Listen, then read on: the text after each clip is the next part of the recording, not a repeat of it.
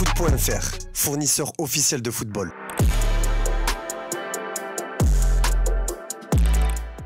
Salut à toutes et à tous et bienvenue dans ce nouveau JT Foot Mercato. La présentation de Kylian Mbappé au Real Madrid approche à très grands pas et les effets se font déjà ressentir. Selon Marca, le maillot du futur neuf madrilène se vend comme du petit pain. Pour s'offrir le précieux sésame, il va falloir d'ailleurs patienter. Le délai de livraison est estimé entre 4 à 6 semaines. D'ailleurs, le maillot floqué du français est vendu entre 120 et 180 €, soit plus cher que les autres joueurs. La Mbappé mania ne fait que commencer et dans l'histoire, c'est le Real Madrid qui se frotte déjà les mains. Toujours selon le média, le club espagnol gagne entre 400 et 500 000 € par jour depuis la mise en vente des maillots. Bon, visiblement son euro ne semble pas trop avoir impacté la renommée du joueur. En revanche, en France, Mbappé est toujours sous le feu des critiques. D'ailleurs, on vous a demandé sur notre site si Kylian Mbappé devait garder le brassard de capitaine chez les Bleus et sur près de 68 000 votants, 76% ont répondu non sur notre site. On termine ce chapitre Mbappé avec une info assez folle. Selon Daniel Riolo et RMC Sport, la famille Mbappé cherche actuellement à acquérir le Stade Malherbe de Caen. Un club cher au génie de Bondy puisqu'il devait y signer en 2013 pour 200 000 € après avoir passé des tests. Sa mère Faiza Lamari et sa famille sont sur le coup pour acheter le club de Caen par exemple. Ils veulent multiplier leur activité façon entreprise américaine, a révélé Daniel Riolo. Une information confirmée par Ouest France qui ajoute des précisions. La famille Mbappé veut être largement majoritaire pour les parts et le rappeur Orelsan est aussi cité dans ce dossier. Le chanteur originaire de la ville pourrait aussi faire partie des nouveaux actionnaires qui arriveraient donc avec le clan Mbappé. Pour rappel, Caen a terminé 6ème de Ligue 2 cette saison. On ouvre notre chapitre Mercato et voici les dernières informations du dossier Xavi Simons. Avec l'élimination des Pays-Bas en demi-finale de l'Euro, le néerlandais va bientôt trancher sur son avenir. Selon le journal Sport, une discussion va avoir lieu prochainement entre le joueur prêté au RB Leipzig et Luis Enrique, l'entraîneur du Paris Saint-Germain. Le joueur de 21 ans prendra sa décision par la suite. Courtisé avec insistance par le Bayern Munich, Xavi Simons se retrouve aussi dans le viseur de Manchester United selon The Sun. Des premiers contacts existent déjà avec l'attaquant néerlandais évalué à près de 80 millions d'euros par le club parisien. Ces dernières heures, il a notamment échangé avec Ruud van Nistelrooy, nouvel adjoint d'Erik ten Hag. Le tabloïd précise que le club parisien ne laissera partir Xavi Simons qu'en prêt avec obligation d'achat puisqu'une clause permet au PSV de toucher un pourcentage sur une vente si elle a lieu cet été. À l'Olympique de Marseille, ça bouge pas mal niveau mercato. On parle beaucoup des joueurs pistés par le club marseillais, mais il faut rappeler que l'OM a récupéré plusieurs joueurs revenus de prêt comme Jordan Amavi, Conrad De La Fuente et Paul Lirola. Concernant le dernier, il semble avoir un coup à jouer sous les ordres de Roberto De Zerbi selon les infos de la Provence. Les deux hommes se sont côtoyés pendant longtemps du côté de Sassuolo. Le latéral droit de 26 ans était d'ailleurs devenu un titulaire indiscutable sous les ordres de l'Italien à cette époque et s'était révélé au grand jour grâce à lui. Si l'OM reste toujours à l'écoute des offres et qu'il ne sera clairement pas retenu par sa direction, le quotidien local précise que les Olympiens ne sont plus aussi catégoriques à son sujet. D'autant que Jonathan Klaus est toujours annoncé partant, le joueur serait enclin à rejoindre l'OGC Nice, mais pour le céder, Nice Matin révèle que Marseille réclame entre 8 et 10 millions d'euros. Une somme que Florian Maurice, directeur sportif des Aiglons, ne souhaiterait pas payer. En quête d'un renfort offensif, les Phocéens se sont fait recaler par Wolverhampton pour l'attaquant Wang Hee-chan. Sky Sport affirme que les Wolves ont repoussé une offre de Marseille sans en préciser le montant. On parlait de Nice tout à l'heure, et bien ça commence enfin à bouger pour Jean-Claire Todibo qui s'est vu accorder un bon de sortie cet été. Plusieurs clubs dont la Juventus, l'AC Milan et quelques clubs anglais commencent à s'agiter. Selon nos infos, le club milanais a pris des renseignements mais attend de voir si Tomori ou Thio partent pour réellement passer à l'offensive. En Angleterre, West Ham s'est montré intéressé tout comme Aston Villa. Un club dont le nom n'est pas sorti est également sur le coup.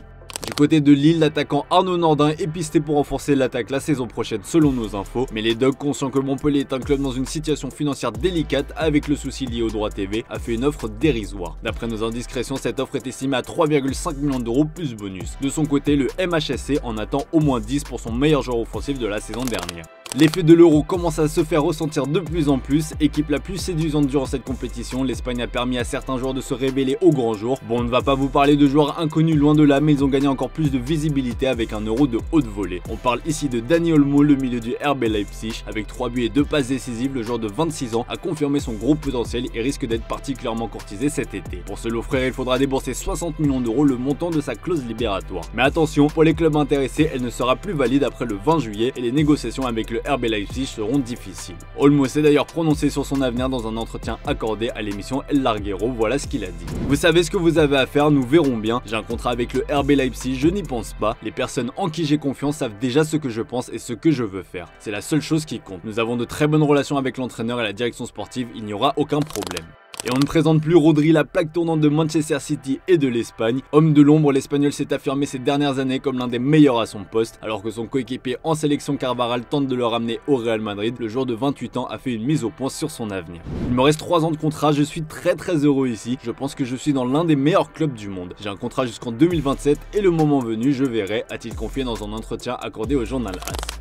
Au Bayern Munich, c'est grosse opération de dégraissage en ce moment. Après avoir mis Alphonso Davies à la vente, le club munichois souhaiterait se débarrasser de 2 autres gros cadres. Selon l'équipe, le nouvel entraîneur du Bayern, Vincent Kompany, ne compterait plus sur Kingsley Coman. Le Bayern veut se séparer du français d'ici la fin du mercato estival et réclame entre 50 et 60 millions d'euros. Pour rappel, le PSG a été cité parmi ses prétendants. Autre joueur poussé vers la sortie, l'allemand Leroy Sané, auteur d'une fin de saison décevante avec le Bayern Munich. L'ailier allemand de 28 ans n'a plus qu'un an de contrat et la direction a changé d'avis le concernant avec l'arrivée du français Michael Olise. Selon les dernières indiscrétions de TZ, les Bavarois entendent profiter de sa valeur marchande estimée à 70 millions d'euros pour en tirer le meilleur prix possible. En résumé, le Bayern Munich veut renflouer ses caisses pour mieux acheter. En tout début de JT, on vous évoquait la piste Xavi Simons, mais le néerlandais est devenu le plan B. Le Bayern Munich rêve d'un autre français du nom de Désiré Doué. Selon nos infos, une offre a été formulée à Rennes, proposition refusée, mais les Allemands vont revenir à la charge. Le crack de 19 ans qui va disputer les JO avec l'équipe de France olympique est la priorité des dirigeants bavarois qui veulent boucler le dossier dans 2 semaines. Des nouvelles de Sadio Mané qui évolue à Al Nassr aux côtés de Cristiano Ronaldo, et les nouvelles ne sont pas vraiment bonnes puisqu'il pourrait déjà partir 1 an seulement après son arrivée, bien que sous contrat jusqu'en 2026 avec le club saoudien et auteur d'une première année réussie avec 19 buts et 11 passes décisives, le Sénégalais est sur le départ. Ce vendredi, Sky Sport Germany confirme les rumeurs d'un retour de Sadio Mané à Salzbourg, comme révélé par la presse autrichienne il y a quelques jours. L'attaquant de 32 ans rêverait de faire son retour en Autriche où il a évolué entre 2012 et 2014 et dont il garde de très bons souvenirs. Reste désormais à convaincre Al Nassr de le lâcher, une autre paire de manches. On passe aux officiels du jour et le LOSC tient sa 2e recrue estivale. Après Ethan Mbappé, le nouveau club de Bruno Genesio vient d'annoncer l'arrivée de N'Gala El Mouko. Âgé de 19 ans, le milieu de terrain arrive en provenance de Belgique et s'est engagé pour 4 saisons. Brièvement passé par le FC Sion en 2023, l'adjoint historique de Zinedine Zidane, David Bettoni, était annoncé en Iran. Au final, Bettoni rebondit en Tunisie. Le club africain vient d'annoncer son arrivée sur le banc de touche sans toutefois préciser la durée de son contrat. Et c'est enfin la fin du calvaire pour Donny van de Beek. Transféré en 2020 à Manchester United en provenance de l'Ajax Amsterdam, le milieu de terrain de 27 ans n'a jamais réussi à s'imposer chez les Red Devils. Il a enchaîné par la suite de nombreux prêts, que ce soit à Crystal Palace ou encore plus récemment à l'Eintracht Francfort, sans succès. L'international néerlandais tentera de se refaire une santé en Espagne du côté de Girona. Benfica vient d'annoncer l'arrivée du défenseur allemand de 25 ans Jan Niklas Beste. Il a signé un contrat de 5 saisons avec le club portugais. En fin de contrat avec Leicester, l'international nigérian Wilfred Ndidi avait l'opportunité d'ouvrir une nouvelle page de sa carrière à l'étranger et notamment en France où l'OM, l'OL et l'AS Monaco était intéressé par ses services, mais comme nous vous le révélions le 10 juillet dernier, le milieu de terrain de 27 ans a trouvé un terrain d'entente avec les Foxes pour étendre son bail. Et c'est désormais officiel puisqu'il est lié à Leicester jusqu'en juin 2027. Arrivé en provenance d'Anderlecht contre 15 millions d'euros, Sergio Gomez quitte définitivement Manchester City. Le latéral gauche capable de jouer un cran plus haut dans le couloir retrouve l'Espagne. Il signe à la Real Sociedad qui a déboursé 9 millions d'euros. Voilà les amis, c'est tout pour aujourd'hui, pas d'image du jour exceptionnellement, on vous souhaite un très bon week-end et à demain pour de nouvelles vidéos sur Foot Mercato.